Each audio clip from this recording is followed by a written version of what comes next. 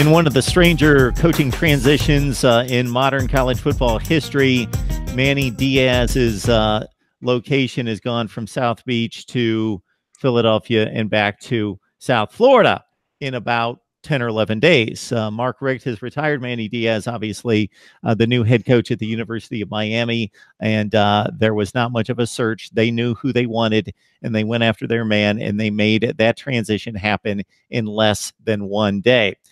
To help us break down Mark Richt, more importantly, Manny Diaz, and what's going on going forward is Cam Underwood from State of the U. Cam, how you doing tonight?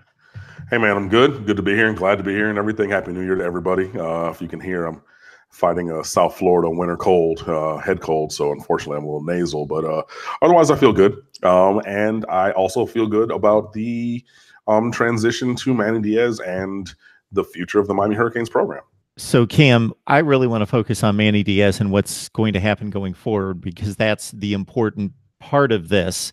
I do, though, would like you to give whatever insight you have into why you think Mark Richt made the decision that he did.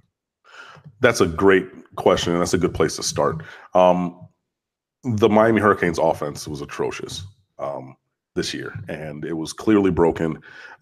It helped to break the locker room because there was the requisite strife between offensive and defensive players.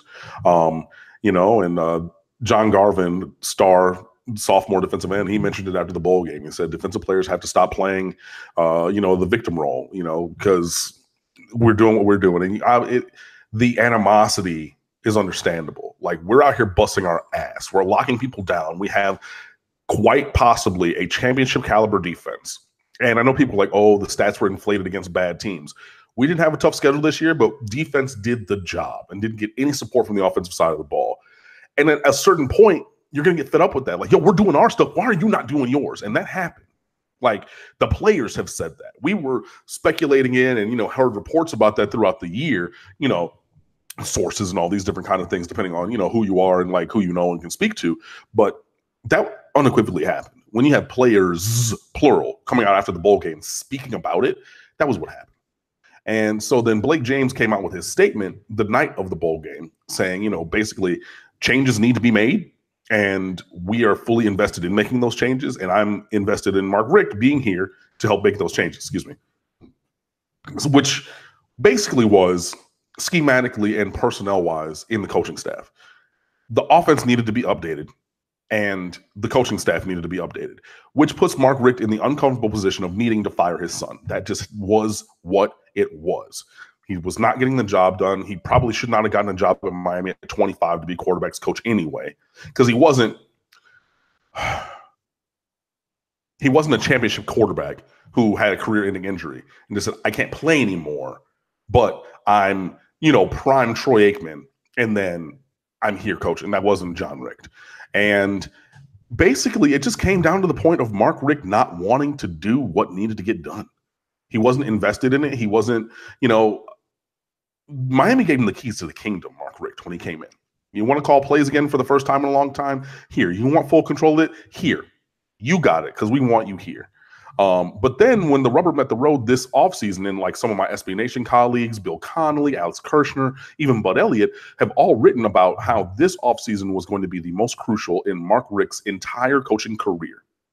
How Miami had to unrictify the offense, and that meant no more Mark Richt calling plays. That means no more John Richt on staff. That means going in other directions. That means not relying on the plays that have worked for 30 years because, yeah, they've worked. Well, inside dive isn't working right now, Mark.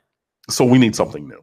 And it just came to the point of Mark Richt did not want to do what it was, and he didn't want to put in the effort needed to make the changes that are required. And when you're 58, 59 years old, you've been coaching for head coaching for 20 years almost. You've been in coaching for 30-something years. Maybe it's time to retire. And it just came down to that. And, so he gracefully bowed out and didn't have to fire his son. He didn't have to have that conversation, call him over to the office or to the house. Hey, John, didn't go the right way. I love you. Seek shelter elsewhere. Here's the number of a guy. I got a job for you. I've been coaching for 30 years. And I spoke about this, how John Richt needed to be promoted out, how you need to lean on those 30 years of relationships to get him a job somewhere else and save yourself. And I just don't think that he had it in him. And I understand. Like, I get it. It's a different type of thing, but I was a teacher and I ran a choir program for 15 years. And there's a level of connection that you have to have.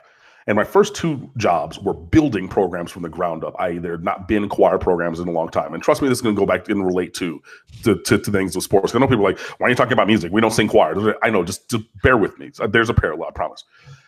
When I was 23 years old and straight out of the University of Miami, I had all the energy in the world to put into that program, to be there all the time, to set the structure and the pedagogy, to, recruit singers, to, do the lessons, to go to these performances, to do to get everything where it needed to be, to get in the extra help, to put all the time into the program to get it to where it could go.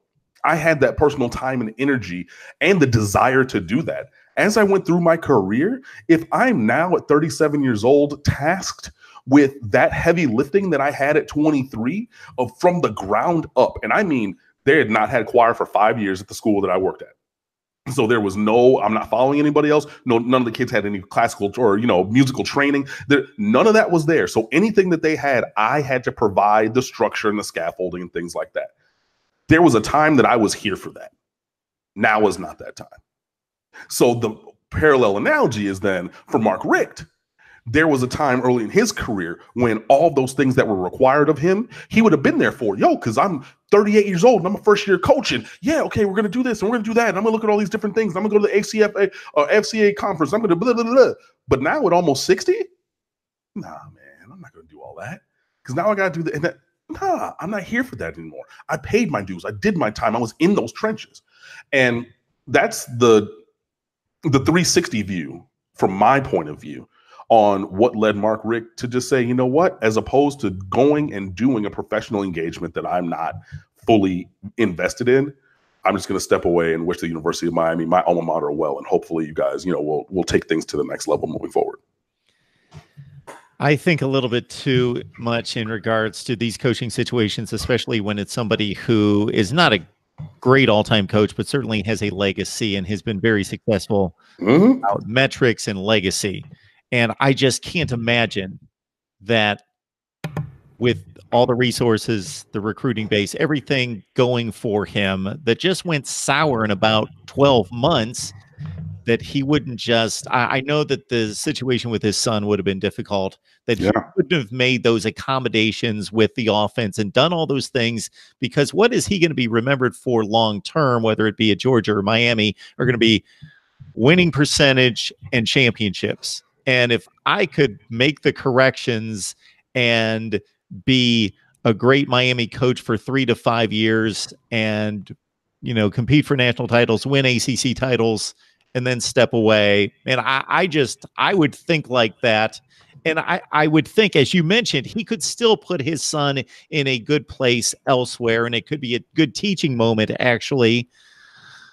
But everybody has their different motivations, and he didn't do anything wrong. Certainly, just a different thought process, and you can't reach his level of success without being ultra competitive. But maybe he's not the ultra alpha dog that is going to take it to the nth degree. He had other priorities, and that's good for him. So my next question: this doesn't matter now that Manny Diaz is the head coach, but I'm just curious. Once you got that news, what names were rummaging through your head as to your wish list for head coaching? For head coaching, I would be perfectly honest with you. And people saw this. I was at brunch. Like, it was my buddy. We were celebrating my buddy's birthday. And so I took a break because my phone was going crazy. People texting me, DMing me, and just Twitter. So I looked at the table in between mimosas and I tweeted it out. I was like, yo, I go to brunch for one day and Mark Richt retires. And honestly, I just put my phone down and I was trying to really be invested in the moment. Manny Diaz's name, however, did flash across my brain, because Obviously, he did yeoman's work here as defensive coordinator and is a Miami guy. Like, his father was mayor of Miami-Dade County, if you did not know that. His grandmother immigrated from Cuba with 10 cents in her pocket. Manny Navarro from The Athletic wrote a wonderful, wonderful piece connecting the family connection to the city of Miami and the University of Miami today. So I really urge you to go read that. But yeah, Manny Diaz was a name that came across my brain. And then I was just kind of thinking, like, where else, could we go? Dana Holgerson's name popped in because it was rumored that he was going to leave from West Virginia, but it looks like he's going to Houston, where he previously coached. Yeah, and that was really as far as I got, because then, like I said, I was trying to not necessarily think too much about sports, but just, hang out with my friends. But yeah, that was kind of where my brain started. But the main thing for me was even thinking about where Miami was going to go in terms of offensive coaching, because I thought that was more imminently impactful, I guess, than the head coach. But even though those do go together, because the head coach hires, the assistants.